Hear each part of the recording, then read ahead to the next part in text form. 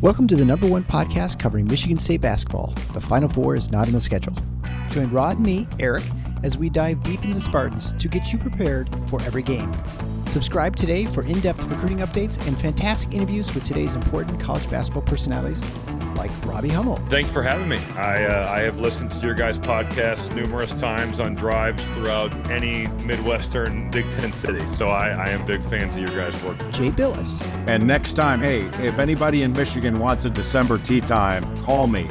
You wimps won't show up, but I'll be there. I'll be there and play in the cold. And Izzo will be in front of the fire with hot chocolate. Coaches Thomas Kelly. No problem. Glad to be back, man. Glad to be back. Mike Garland. Just can't sit there and trade twos for threes. You can't do it. You're gonna lose. Coming down the stretch, you're gonna lose. And more. You won't find better coverage of Spartan hoops than you will get here. For both the casual and hardcore fan, come along as we take you for a green and white ride. Hey everybody, it's Eric alongside Rod here to talk about MSU's heartbreaking loss at the buzzer to Ohio State today, 60-57. Before we recap the game and discuss what went wrong, I want to say a few words of thanks to the folks who came up and introduced themselves to me at the afternoon reception. Thanks a lot for listening, stopping by, saying hi. Appreciate your support. We really appreciate what you've done to help the show grow this year. All right, well, this game started out with a few surprises. First, Xavier Booker started his first game as a Spartan, played a lot of minutes, 17, easily most of his career. Second, arguably Ohio State's best player, Jamison Battle, sat out the game with an ankle injury. And everything was humming along just fine throughout most of the game. Michigan State had a 12-point lead heading into halftime and led the game by double digits just about the entire time until about midway through the second half. The only thing that kept me unsettled even in the first half was the fact the Buckeyes kept surviving by punishing the Spartans in the offensive glass, and especially in the first half. It was the only thing that really allowed me to even have 20 points in the first half. And the second half was, again, mostly fine. But MSU just never really put Ohio State away. They were cruising with a double-digit lead until the score was 50-38, and then the wheels just completely fell off. Ohio State finished on a 22-7 run, culminating in a miraculous falling sideways three-pointer as time expired by Dale Bonner to avoid the game going into overtime, and was, in fact, the only time that Ohio State led the entire game as the clock hit zero. I was as frustrated and disappointed as I was with the Iowa game. I left this game far more despondent, I think, and angrier just because it was certainly a missed opportunity. I mean, you had an Ohio State team that was depleted, the fact that Battle wasn't playing, and a game that Michigan State really needed. I mean, I know we kind of keep saying, well, they're in the tournament. Well, now it makes me start questioning things. No, I mean, that was the assumption. They're going to win these games. You're going to win. And that's it. Yeah. In the tournament, when you assume that they're going to do what they should be doing. Exactly. Now, no, you can't say that now. You can't say that. They've got 3 games left. They got to win 2 of them. Yeah. They have to. I think if they lose to Purdue, beat Northwestern at home, win at Indiana, I'm reasonably certain that's enough to get them in. But, they put themselves in this situation. I'm kind of the opposite of you, though. I'm not as angry anymore. I was bitterly disappointed with the way that they played, and it was a disgrace. There was no excuse for it. None, zero. But at this stage, you just, I said this after the Iowa game, and today only reinforces that message. We know what this team is right now. And so the most you can hope for now is that they actually get in. And then when they do, that they happen to be on a hot streak. Yeah.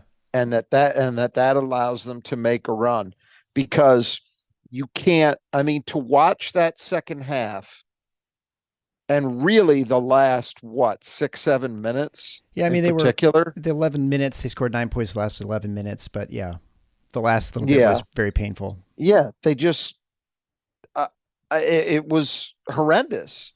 Yeah. And I'll also add the defense wasn't very good either in the second half, but they had been so good in the first half that the final numbers look pretty solid. Mm-hmm. But the truth is they were bad defensively in the second half too. Just poorly executed double teams, poor recovery. some of it, I'll give Ohio State some credit. Ohio State really managed to utilize their size well in the second half, but even so, bad defensive performance by Michigan State in the second half, but it doesn't come close to touching just how putrid. I mean, I'm looking at the offensive. They somehow shot 39%. They somehow shot 39% from the floor in the second half. I would not have guessed that it was that high. 0 for 7 from 3. Obviously, they got off to a great start shooting the 3. Yeah. I think they were 4 for 6 or 4 for 7, and then they didn't make another one the rest of the way. But it wasn't just that. It was poor decisions. Some very, very poor turnovers. It wasn't like they were hemorrhaging them, but just enough. Bad from your veterans, just bad decisions.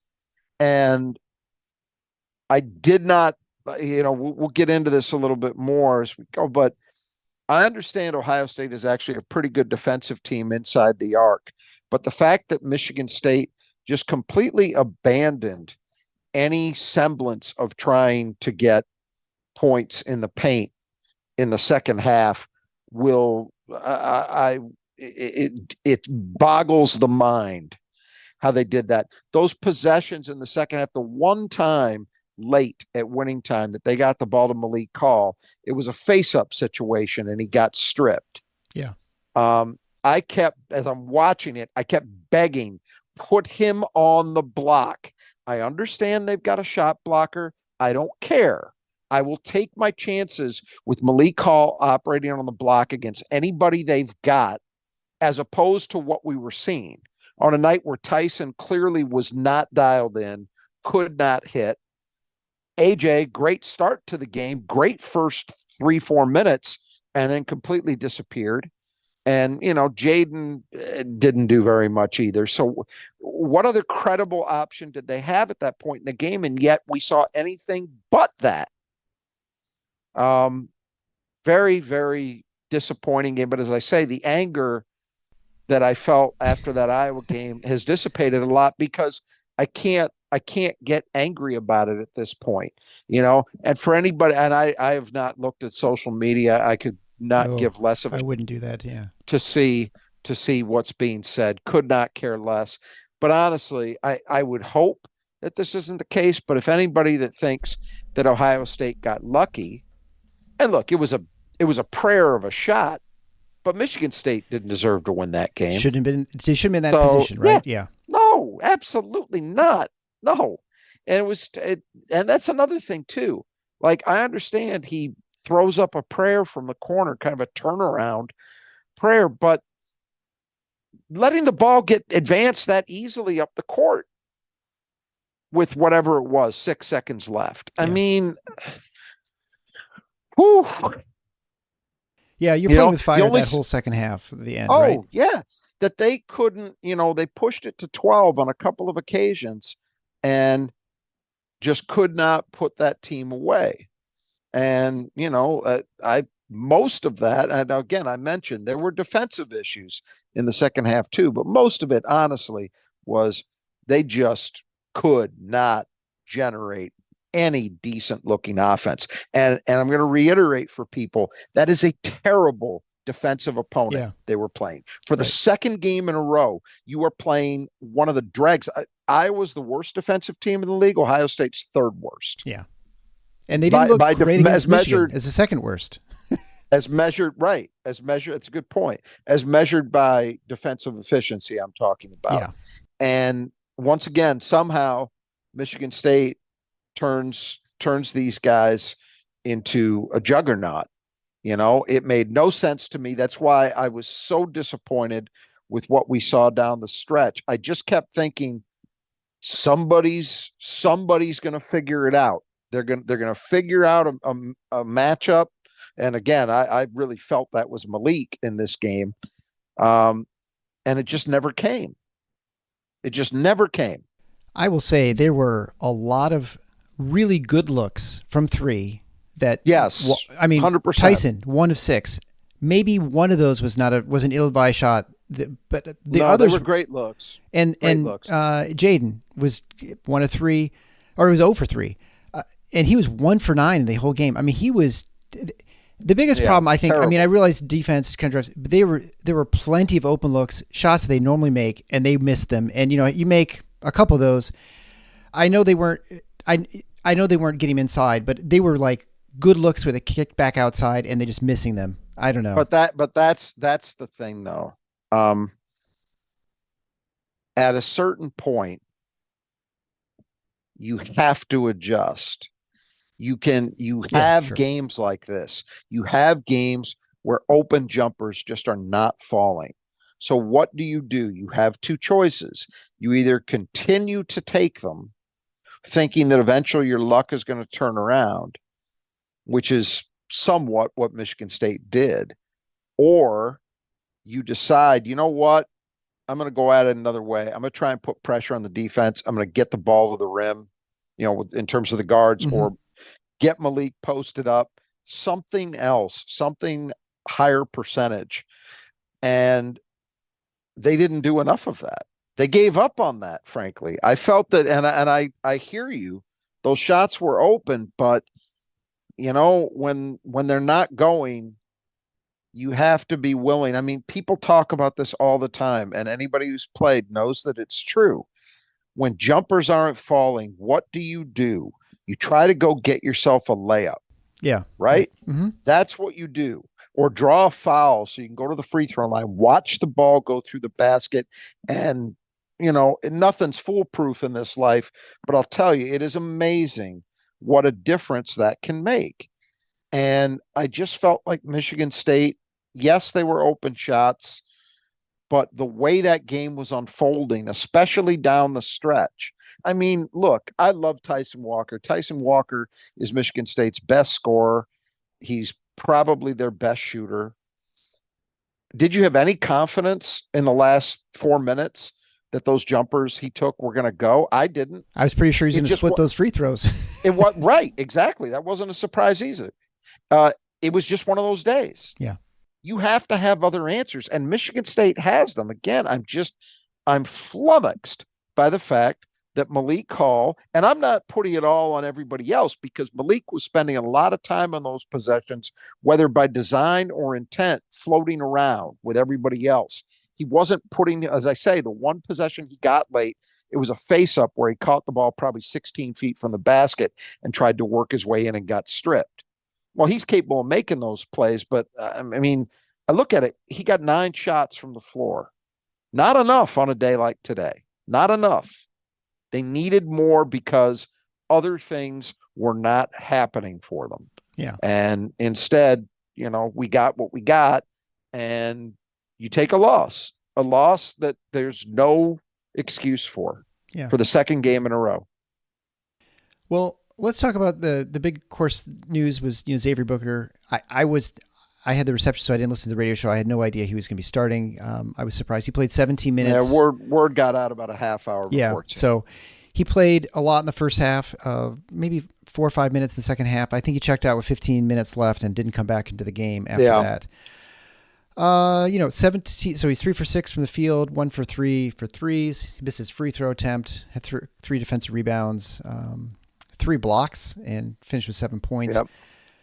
I thought he looked pretty good. I mean, he wasn't amazing, but I thought it was a really good performance, and one he certainly couldn't have done even a few weeks ago, I don't think. And it was definitely a good matchup for him, that he's got a guy who's not going to be, not going to be like Zach Edey, right? You're dealing with Felix Okpara. So I thought he was okay. I don't know if the reason he didn't come back in was for defensive reasons, or if it was because they were getting murdered on the offensive boards. I think Ohio State had 6 offensive rebounds in the second half, and four of them were in the first 5 minutes when Booker was in there. I don't know if that had something to do with it. I admit I wasn't able to keep track of all that. Yeah, the early stretch of the game, he gave up. Okpara got a couple of buckets on him, and it was because Book isn't yet mentally where he needs to be fully. So in other words, doing the classic thing that shot blockers often do, going for a shot block that you have a very low percentage of getting, then thereby taking yourself out of position for defensive rebounding purposes. Right. And Okpara did some, people were thrilled because Book hit a three and he blocked a couple shots in that first stint. And I agree, that was important to see that stuff. But he also gave some stuff up. Mm-hmm. It was not a pure net positive.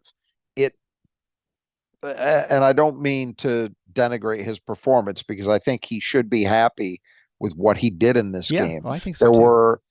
But it wasn't. Let's put it this way: I don't think that playing him many more minutes would have necessarily turned this thing around, because I think for whatever they got out of it, they might have given up the same or more. Right. But he's getting closer. Look, he's making progress. There's no doubt about that. And, Izzo has been saying of late, he's been getting better and better in practice. And you see it. You see it on the floor. I think defensively, there's a couple of things that he gives them that they don't have otherwise.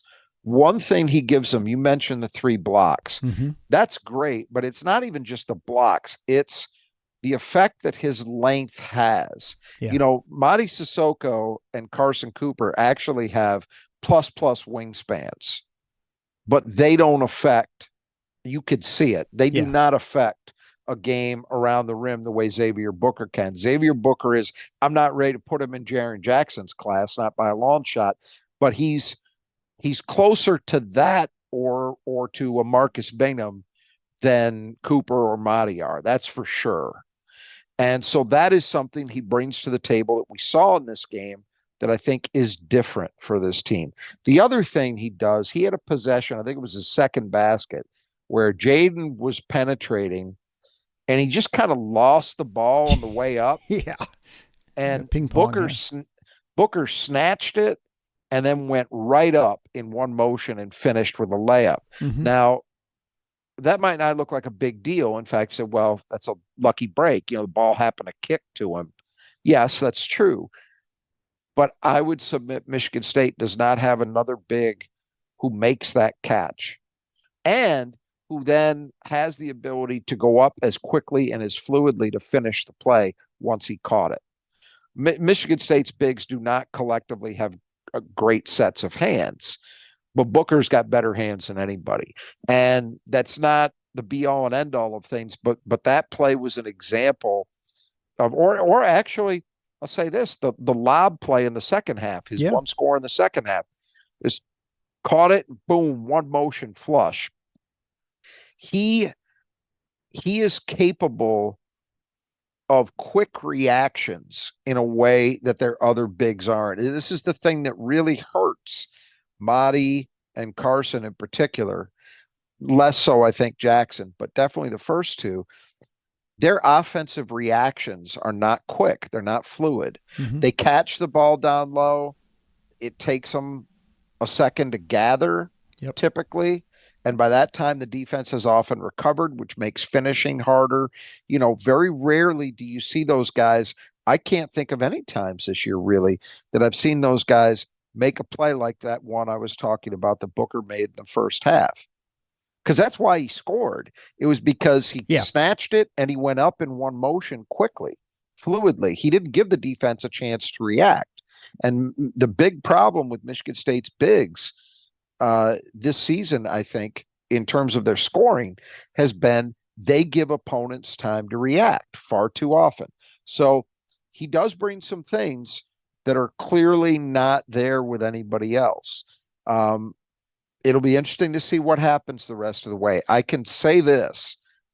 I see Purdue may be different because of the specific matchup. Mm-hmm.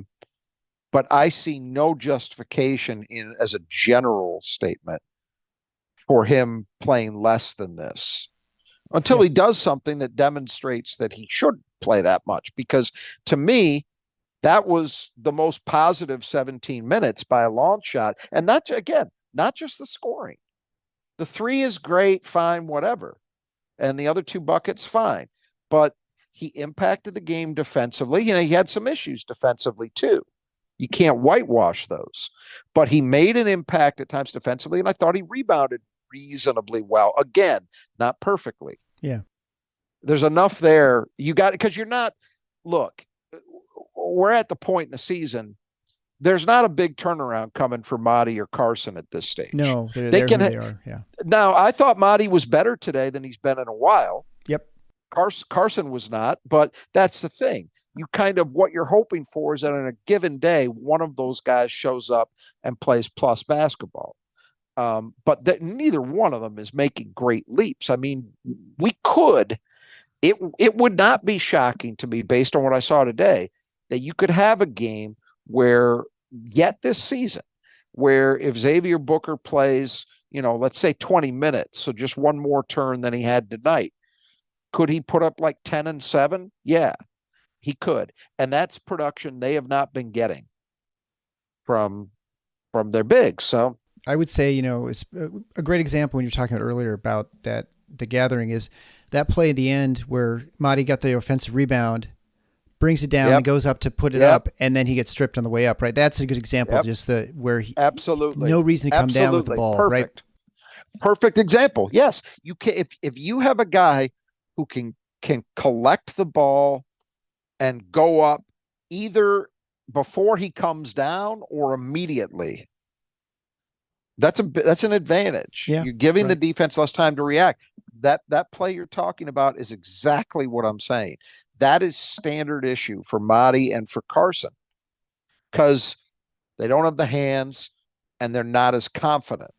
Yeah. Xavier Booker does not lack for confidence, and it helps him in moments like that. I think that's a play that Jackson, if he were to get that, he would probably be able to put that up right away. I don't think that's a rebound right now that Booker's making, but that's one of the other things I don't think he's quite ready for that. Yeah, and I don't mean to as again, I don't want to turn this into a Izzo's blown the season. No. Play Xavier Booker because he just is Xavier Booker still got issues. Yeah, no, I think still so. got strained. Jay Wright talked about it on the broadcast. There are still, and he's getting it from Izzo. Believe me. Yeah. That Booker still, even with Booker's put on like 20 pounds, I guess, over the course of the season, which is great, but he's still in a situation, and you can see it at times, where he lacks the strength to have moments like you're talking about, where he's going up in traffic with all the other big bodies out there, and he's going to definitely come down with it. Now, he's doing more of that than he was. Oh, for sure. And with all, you can't say at this point, well, the other guys are doing certain things so much better. Earlier in the season, there was a clear physical difference. There was a clear difference on the defensive end, and a clear difference in rebounding. I'm not so sure, because I don't think Madi and Carson have been as good defensively as they were last year. I don't think that.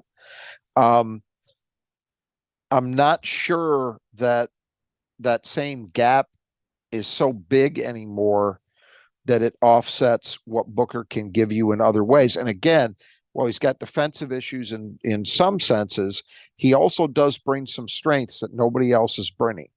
The ability to block and alter shots is beyond anybody else on that team.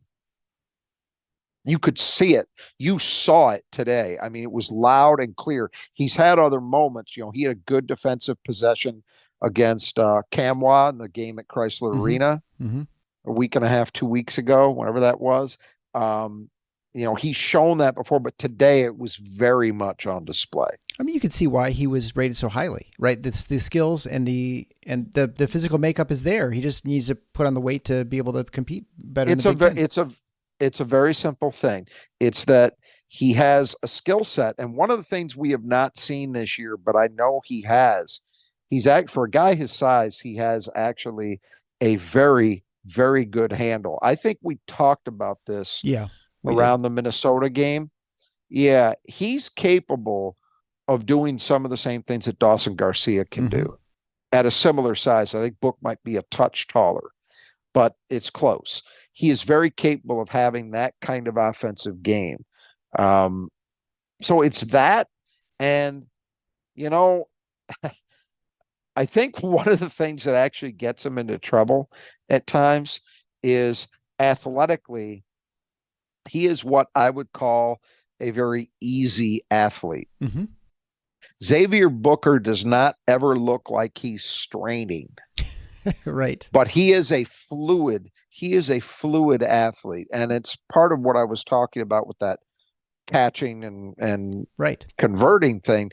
But it's more than that. When you watch him run, he rarely looks like he's playing hard, right?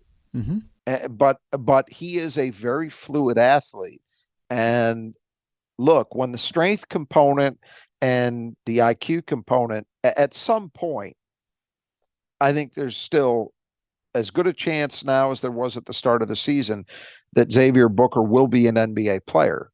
It's just a question of how fast everything comes, but he's making real progress. Yeah, I think you can safely say the light is not on, but the dimmer is starting to come on. I think you're starting to see glimmers of, and this is a time when you would not be that surprised to see that happen. The only other thing is that you're going to see a lot of, people are going to point out the plus minus. It's an imperfect stat. Michigan State with him on the floor plus 11. Everyone else is negative or like 1. Yeah, so they're going to say, well, if he's there in the end of that game, does that make a difference? Sometime during the last 8 minutes. I will say this. Hindsight, of course. Yeah, it is, and I will say this. There's 2 arguments you can make. One is that Michigan State seems to be going over the last several games at least one turn with a 2-5s lineup. Right. Where it's Carson and Kohler or Carson and Mahdi, I think typically I don't think it's been Mahdi and Kohler. Maybe there was and I missed it, but typically it's the first 2. And those lineups are not, I haven't seen a plus minus because, again, as you pointed out, that's not a very robust stat.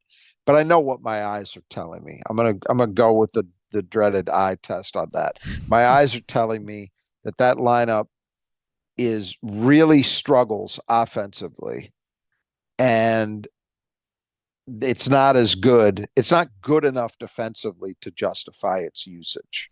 Yeah. So you can argue play Booker at the 4 for that 3-4 minute turn. Okay, maybe the Booker that we've got now, maybe. The other thing I would say is this comes back to one of the things that I mentioned that he does that nobody else does, or not at the same level.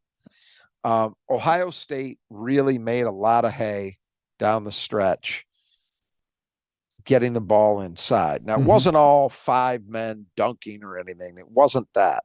But in general, they were utilizing their size well. And I think having Booker in the game might, for at least some of that, might have changed that dynamic.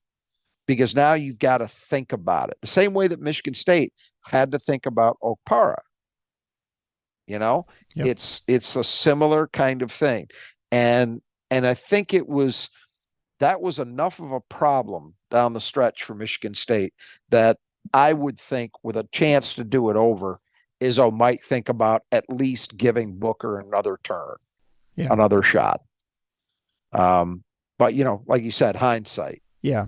Well, and I think, the honesty, the answer really lies in the fact that he's going to trust his seniors, his most experienced players to be able to close out a game. Yep. And they didn't do it.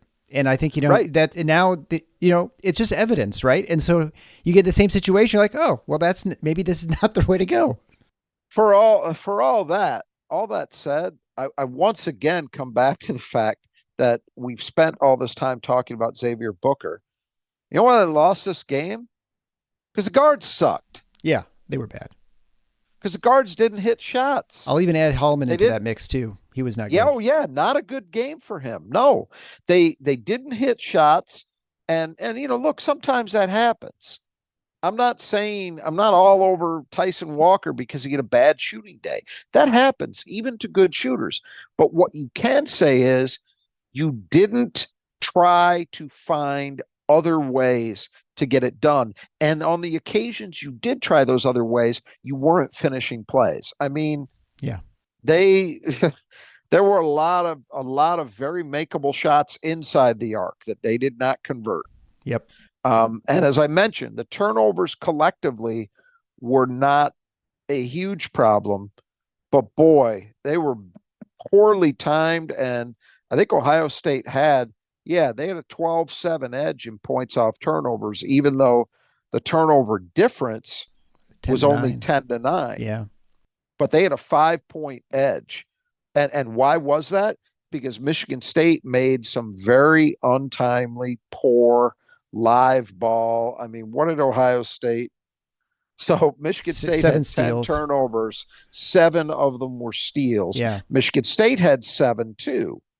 But Ohio State did more with theirs. And a lot of that was based on just poor decisions. Yeah. By Michigan State. I mean, just any way you slice this is a bad defensive team. It was an extremely young team for the most part that they were playing out there out of necessity. And you struggle that much to find ways to score against that group, man, that's on you. Yeah. And with this team, this is still a story about Michigan State's guards. When they play like they did today, good luck. Yeah. You could have Xavier Booker out there for 40 minutes and it wouldn't make a difference. Yeah, I mean, I guess you say Battle wasn't in and he's not as good defensively, but you're not replacing him with defensive stoppers probably. No, you're replacing maybe better defensive, maybe better coaching now, which is just different. I don't know without Holtman. I don't know. Well, I will say this: I will give Diebler credit. The adjustment he made in the second half was you saw them much more. And Jay Wright talked about this. He was absolutely correct in my view. They went much more to try to find ways to utilize their size advantage. So you saw Devin Royal really have a good second half. That's the best game of his season. Yeah. So far. And you can see why Michigan State was interested in him. He's a good player. He was good. And we talked about him in the preview. He's been coming. Like this kind of day has been coming for him, and he probably doesn't get the opportunity to have it to the same degree if Battle is playing. Right. And exactly. But it shouldn't have happened. No excuses. All right. Well, let's talk about the Brothers Justice Gutters. I actually had someone come up to me at the reception say, I just feel like when I talk to you that I need to get gutters. I don't know why. So we all need gutters. And if you're feeling like the Michigan State Spartans right now, you're going to be the gutter here for a couple days. Yeah. Well, you got to get them taken care of. So you want to make sure those are cleaned out, make sure they work properly, because if they don't, it can cause all kinds of problems to your house. Obviously, check out the Brothers Justice Gutters on the west side of the east side of the state. They can take care of everything. 10% off, you mentioned Final Four when you get your estimate. Kurt and his team in the Grand Rapids area and Greg and his team in the Metro Detroit area. You can go head on over to our support page at the Final Fours on the schedule.com/support. You can find links to get an estimate from either gentleman, and they'll take great care of your gutters on your house or your business, whatever you need done. All right, so the Michigan State player, they had to keep the player in the gutter was Jamison Battle, who kept himself in the gutter by not showing up. So I guess in that sense, they got that. And it was a game where no one really took over at all from Ohio State, I don't think. I mean, except you could argue Devin Royal, the leading scorer, 14 points, 6 of 8 from the field, 2 for 2 from the line, 2 rebounds, 2 steals. They were big steals too. They were later. I think they were both in the second half. He was really good. I mean, and he didn't, only 18 minutes, but he did a lot of damage in 18 minutes. He did. He was their best player. Look, that's the thing. So it's the other thing that if you're a Michigan State fan, and especially if you're Tom Izzo, you have to look at this game and say, how in God's name did we find a way to lose this? Because not only do you not have Jamison Battle play, but Bruce Thornton, who's the other guy that's in the mix for being considered Ohio State's best player, and I think he probably is their best player overall. Bruce Thornton has 11 points, so 5 below his average, 4 for 13 from the floor, 3 assists but 3 turnovers. This is a guy who's operating at a 4-to-1 assist to turnover ratio. Didn't have any steals. He had 4 rebounds, but big deal. 1 for 6 from 3. Michigan State did a very, very good job with Bruce Thornton. He's a guy they guarded well. So you had their 2 best players who combined for whatever it is, 31 points a night. I think, scored 11 in this game, and you still lost. They only scored 60. I mean, I was joking with my wife. I said, well, it looks like first to 60 when it was like 56-52. Michigan State was ahead by 4, and they lost. They went 8-1 run to end the game. I mean, it's crazy how that sort of shook out. I think whatever Bruce Thornton caught, whatever Jaden Akins and Tyson Walker had with shooting. I mean, they just those two combined were 6 for 24. There's a difference there, and I'll tell you what the difference was. I think most of Tyson and Jaden's looks were pretty open. Yeah, I think they were good looks. They just missed them. I didn't think that was always true about Thornton. I thought Michigan State did a pretty good job, and I'll bag on AJ Hogarth's game after the first 4 minutes offensively. I thought he really did not play very well. He didn't do the things they need him to do, but he did a good job defensively, and Jaden did too. Those were the two guys who largely guarded Thornton, and I'll give him credit on that end. They shut that guy down. But again, the problem is, and again, not just as a scorer, it wasn't like, okay, he had a day where he didn't get a lot of good looks, but he created for everybody. No, he didn't do that. They really limited him. But it's when you let, Okpara score 10 and you let Devin Royal score 14 and Dale Bonner hits 2 threes on you for 6 points, and more importantly, that you don't do anything at the offensive end in the second half, well, you still get tagged with a loss. Well, let's talk about cleaning the glass. And we always bring up the Squeegee Squad of Grand Rapids. They always clean the glass well, unlike Michigan State. They will take care of your business, your home, your high rise, whatever you need done. They'll take care of your glass. They'll clean your screens inside, outside. They'll even power wash your home. Whatever you need done, they can do it. Big jobs, small jobs. You want to contact them for great prices, great work, and they are very quick. They do it right now this time of year. I had mine done a couple weeks ago, so they do fantastic work. You can check them out at our support page again. That's tffinots.com/support. There you can find a link to click to find, get a free estimate, 15% off. You mentioned rebound and getting your estimate from the Squeegee Squad of Grand Rapids, a sponsor of the Michigan State player that cleans the glass best. That would be Malik Hall, who had 7 rebounds, who is one I picked. So I get the point, and I come now within half a point, 6-5 at half. Madi Sissoko, despite playing only 15 minutes, had 6 rebounds. He was closest. And I think you had Cooper, who ended up with 0 rebounds. Yeah. So he did not. It's just, at this point, man, you're trying to catch a falling knife. I think you're trying to pick one of those bigs, It's pretty much picking Hall, and then it's really just just throw the dice. Are you going to get lucky? Yeah. Kind of the way it was earlier in the season where the default pick was Madi. Yeah. I do want to give Madi credit. I mean, you mentioned that possession where he got stripped down the stretch. That's, those are the limitations, but this is the best game Madi's played in a while. It is. He was pretty good. He had a rim run where he did a nice job collecting the pass and finishing the play for his 1 bucket from the field, 6 boards. Just did, and I thought defensively was reasonably good. I think the problem that MSU had down the stretch was that it was just him. And again, his defense can be good. He can be doing his job, but he's not going to impact things in the lane the way that somebody like Booker might have been able to.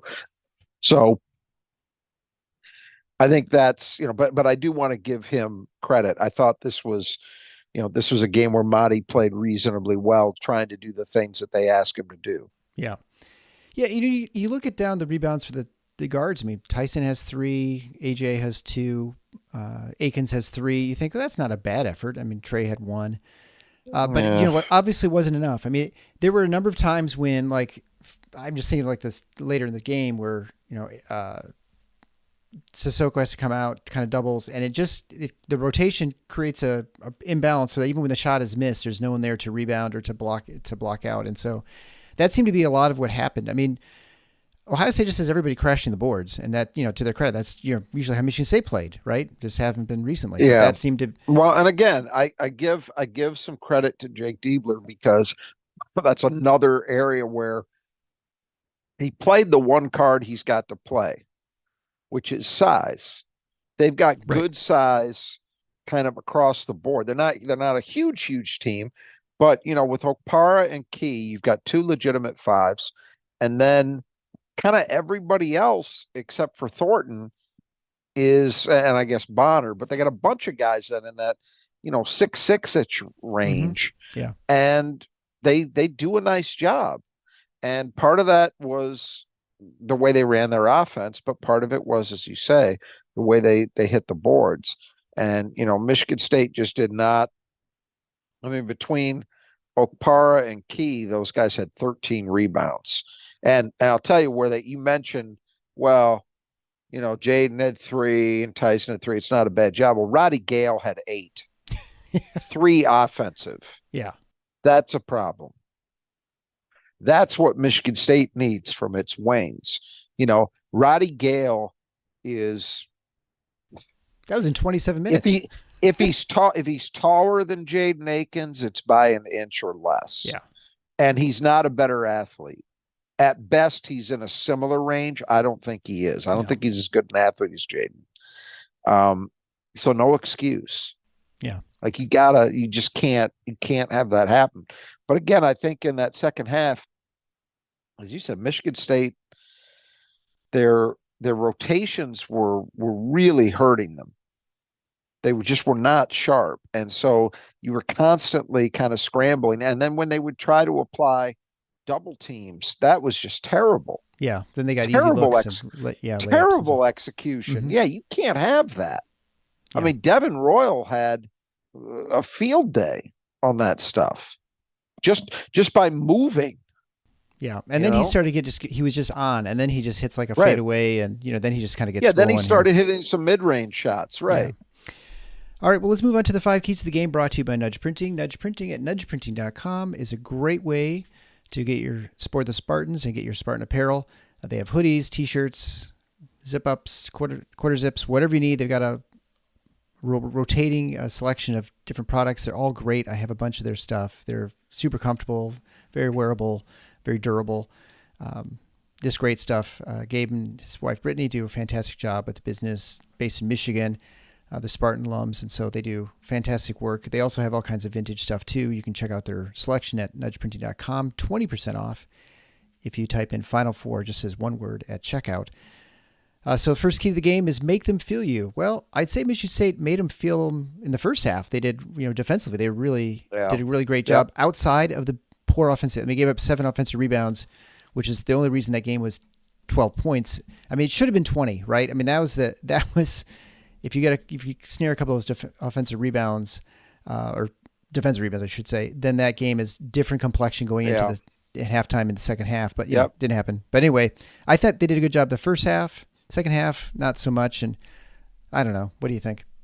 Yeah, I mean, the first half was a really good. I mean, some of it is you say, well, Ohio State doesn't have, especially with Battle out, they don't have a lot of guys who are really strong shooters. Right, in terms of jump shooting. And that's true, but I still think Michigan State did a really good job defensively in that first half. Problem came in the second half. Second half, Ohio State was over 50% from the floor. Yeah. And, threes were not part of that. Before that last shot, they had only gone 1 for 6 in the second half for 3. So it was really 15 for 29 from twos. And that's just for a Michigan State team that has been good pretty much all year against twos, other than, the Iowa game. But now we're on a 2-game run here where they're just not guarding inside the arc. It was the same thing in Iowa, right? Iowa did doubling not and stuff. Yeah, it was weird. It was not like regular MSU defense. They kept giving up layups and not bad cuts technically, but they were just sort of like come to help. And I don't know if they were. And then someone would cut behind him, and they'd get the ball to him. I don't know. The thing that bothered me about it is, in my mind, especially with Battle out of there, there's only one guy on that team who, in my opinion, truly merits double teaming, and that's Zed Key. Mm-hmm. And Zed Key played. What did he play? Played 11 minutes. Yeah, barely at all. and not a lot in the second half. I don't think. I haven't gone back to check, and I'm not going to. But anecdotally, it felt to me like maybe he played a little more in the first than the second. But Yeah. either way, they were doubling. They were throwing doubles at other guys, and I didn't understand it.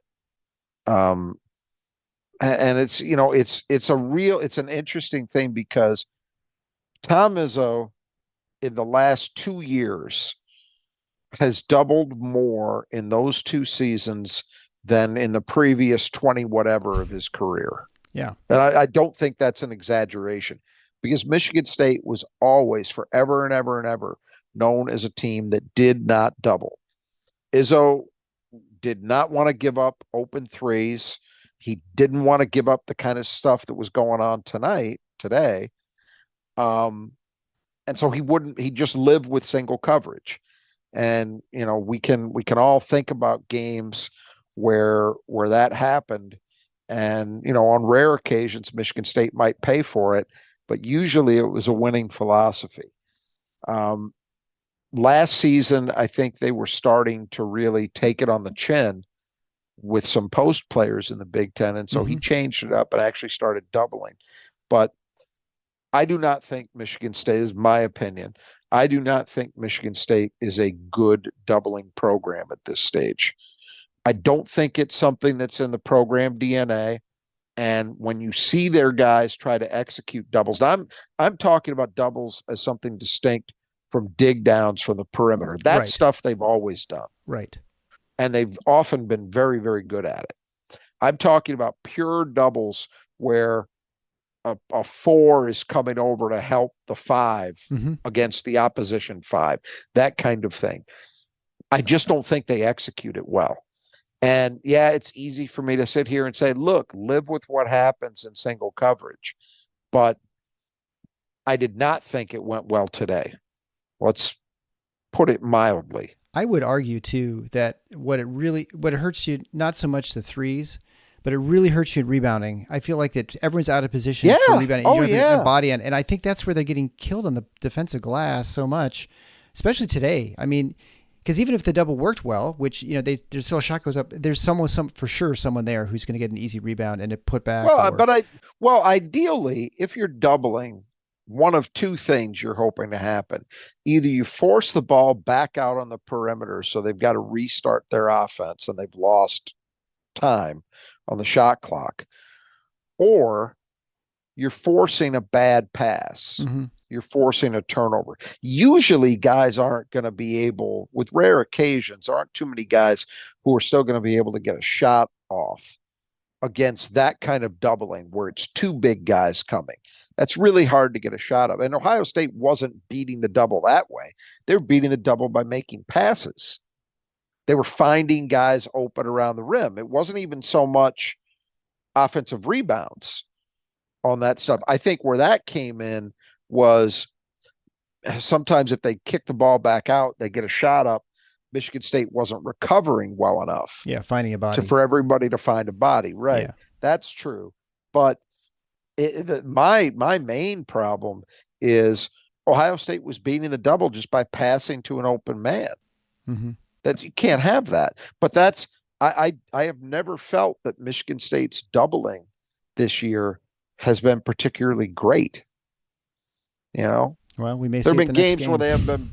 Well, they're going to have. Yeah, look. I mean, for whatever reason, they've decided that with this particular group of players, they feel they need to do it. And so we are going to continue to see it. They just got to execute it a lot better. But I mean, the stage of the season we're at, I don't know how much faith I have in that. All right. Second key of the game was defensive glass. Ohio State, 7 of 22 on the first half for 32% offensive rebound rate. The second half, they only had 6 offensive rebounds, but they only missed 14 shots. So they had 43% of their gathers there. Yeah. Offensive. So, and to Michigan State, it was way worse. Yeah. Way worse in the second. Way worse. And, only 2 of those were the last 11 minutes. So it's not like the offensive glass killed them late. It was just, they had 4 of them early. Again, the offensive rebounds were not ones that I felt like were ones, went down the stretch, but they were early in the parts of the game that just kept them close and in contact. They just left them in the game to have an opportunity later. And so they all count. They all right.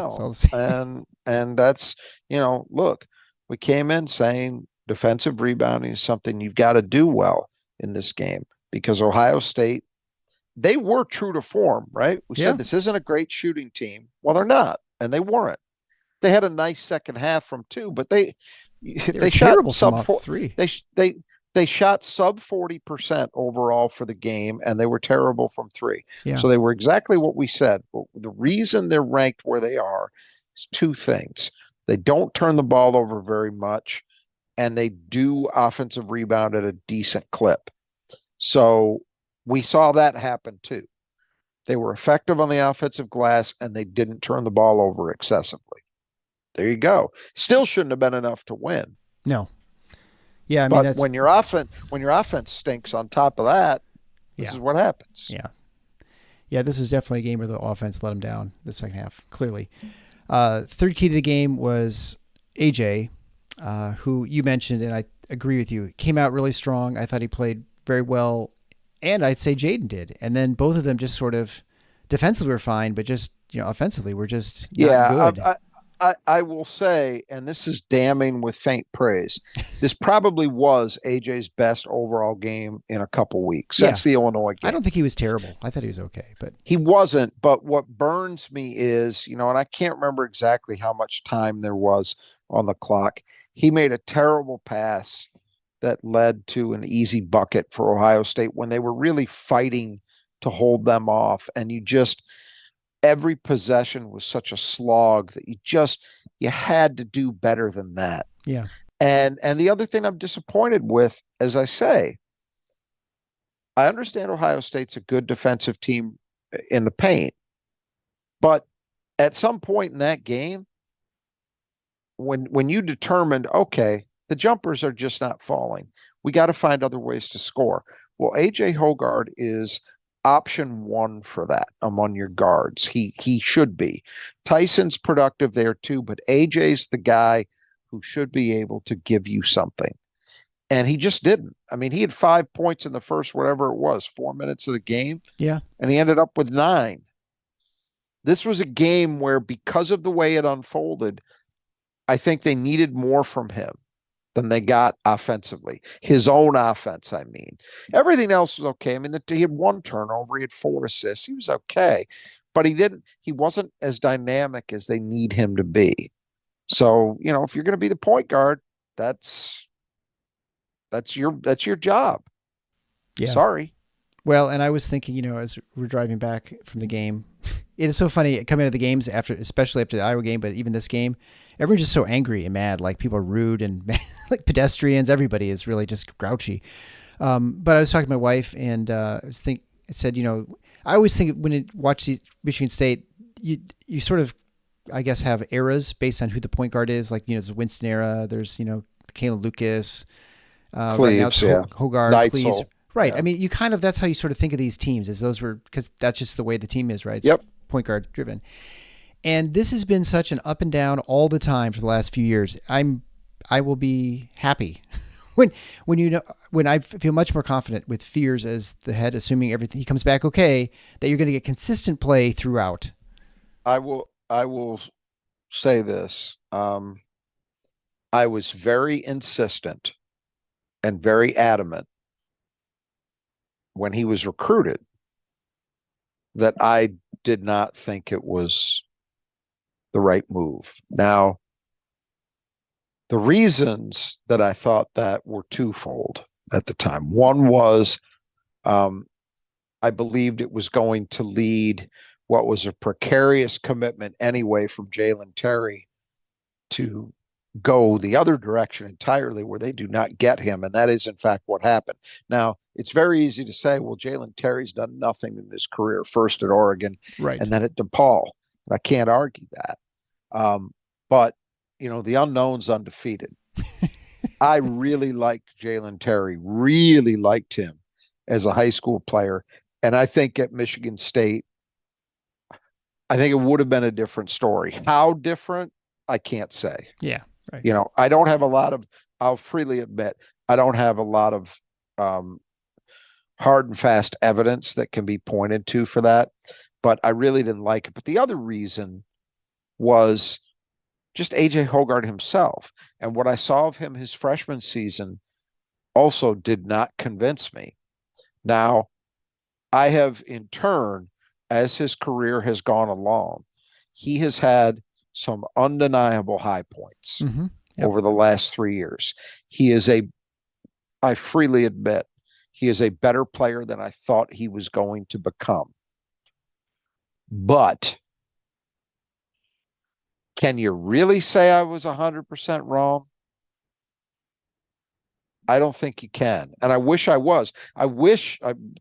And I hate people who say that. I wish I was wrong. Hope I'm wrong. It's a cup of bullshit line.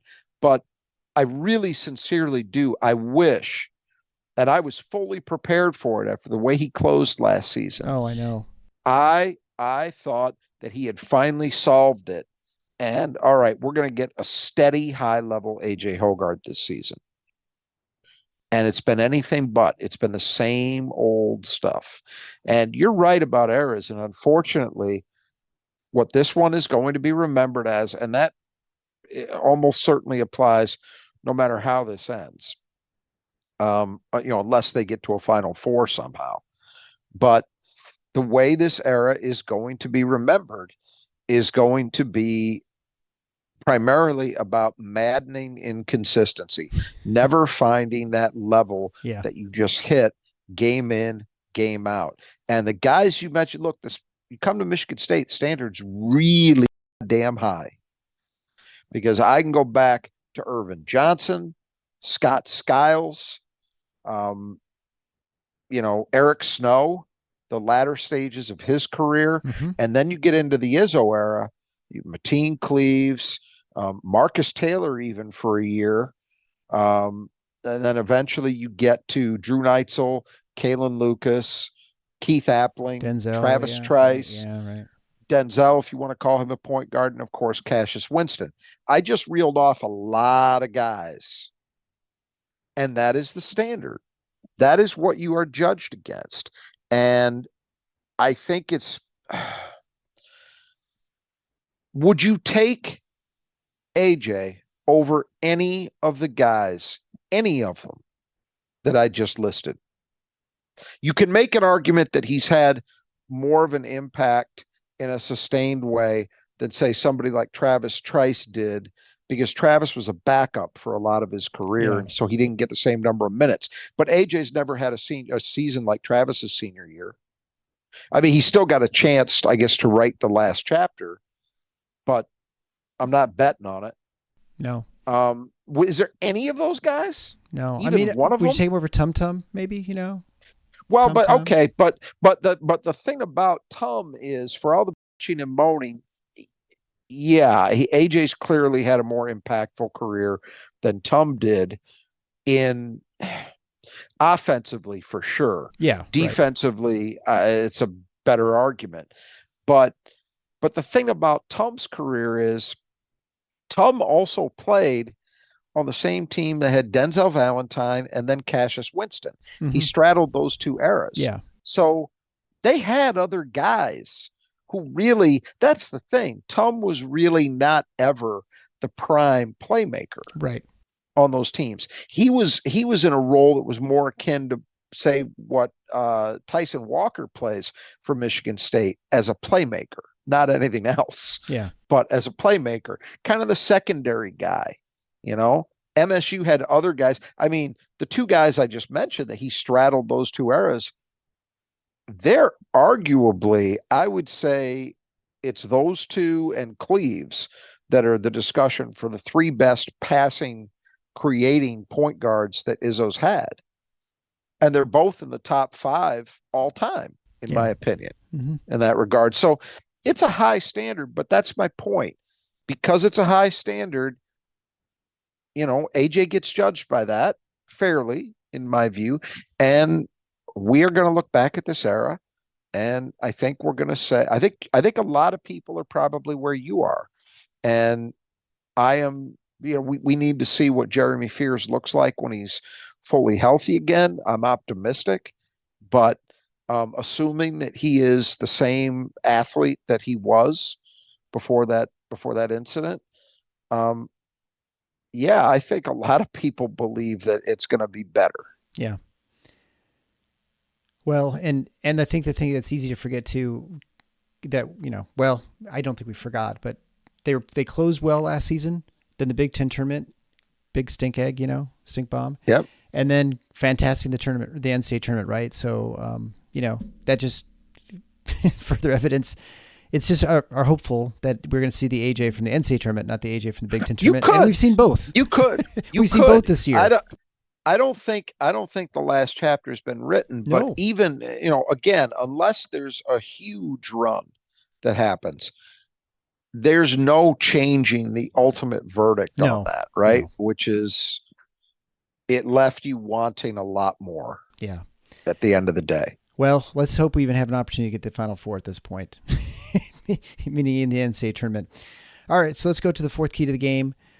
Battle. Well, not much of a key there because he didn't end up playing. So we won't really. Yeah. I think we just skip past that one because that's really wasn't even important to this. But game. I would say, the guy who soaked up a lot of those minutes was Devin Royal. Yeah. And Devin Royal in this game, Malik Hall had 15 points. He was MSU's best offensive option today. Devin Royal had 14. Yeah. So they didn't really do a good job of dealing with that position. It came very differently than we'd imagined with an entirely different player, but they struggled there. And the fifth key to the game, dialing in the deep ball. Well, Ohio State couldn't hit the side of a barn except until the last play. They were 1 of 10 in the first half, 1 of 6 in the second half until they hit that miraculous one at the end. But as you mentioned, Michigan State was equally putrid, and although with much better looks than Ohio State had, and much better looks and a great start. Yeah, 4-6, and then missed the next 10. So yeah, they just couldn't. And as you say, the quality of shot I thought was pretty good, but again, at a certain point, the decisions. And it's easy for me to say. Okay, I'll freely admit that. If I'm Tyson Walker, I know who I am as a shooter, and guys like that, the reason they are guys like that is they have short memories to say, hey, the next one's going. Yeah. So I get that, but man, there's also that counter. And again, I think anybody who's ever played knows this. When you just can't buy one. You need to find moments where you look to do something else. And so that's where I'm not going to blame, Michigan State went 10 for 20 the other night against Iowa, right? So we know this is a good shooting team. They had a bad day, but that's the problem. You can have bad days. So then the question becomes, when the shots aren't falling, what do you do? And what Michigan State did is they didn't do anything inside the arc with any sustained ability, and they played much poorer defensively. That's what they did. Yeah. Well, when that happens, see you later. Yeah, I mean, just to go over a few numbers, I mean, Michigan State 22-8 edge and fast break points. That seemed right. I mean, I thought they moved the ball. The transition was good. They didn't do a whole lot, and oftentimes they got bogged down, especially the second half of that second half. They were really that's the point. It was actually the transition game was great for a lot of that game, huge. Yeah, and then it just stopped. Well, they weren't getting stops. Some of that, some of that's down to right. They weren't getting enough stops. They weren't getting clean defensive rebounds. But you gotta. Especially if you're having a day again where the threes aren't falling for you, got to find ways to manufacture points, and to just have the transition game dry up after it had been dominant for about 30 minutes of that game. You got to find a way to find more. Yeah. Well, hopefully they'll get some more. Again, a programming note we're going to have. If you have a question for Dom from number one bracketologist America. Send it along. We're obviously going to be talking about Michigan State in the Big Ten. We got a lot more to talk about than I thought we were going to have to talk about when we first booked this interview. You can send it along to me at Eric at tffinots.com. You can also send questions for Rod and I if you want for the show. We'll certainly have those in later in the show too. Send those along to me. If you're interested in supporting the show, we really appreciate it. You can go to the finalfoursontheschedule.com/support. Not only can you find ways to reach our great sponsors, Nudge Printing, Squeegee Squad of Grand Rapids, the Brothers Jester Gutters, but you can also find affiliate links and ways to support us through one-time or recurring gifts. So Michigan State, next up, they have what I think will be a rough 6 days with trying to get this taste out of your mouth, and on spring break with nothing to do. So it'll be really tough because the next one is going to, which is almost, I had already kind of circled it as a sure loss. Now I don't see any way they keep this within 30 points, but I could be wrong. They're going to show up and play, I suppose, but very likely to have a 3-game losing streak going to the last 2 games of the season, with home against Northwestern and then at Indiana. Not easy games. So I don't know. I don't have anything else to add. Otherwise, we'll cut out of here, I suppose. No, that's it. All right. We'll see everyone in a little bit with our discussion with Dom, and then pregame for the Purdue game. So until then, the Final Four is on the schedule. Go Green.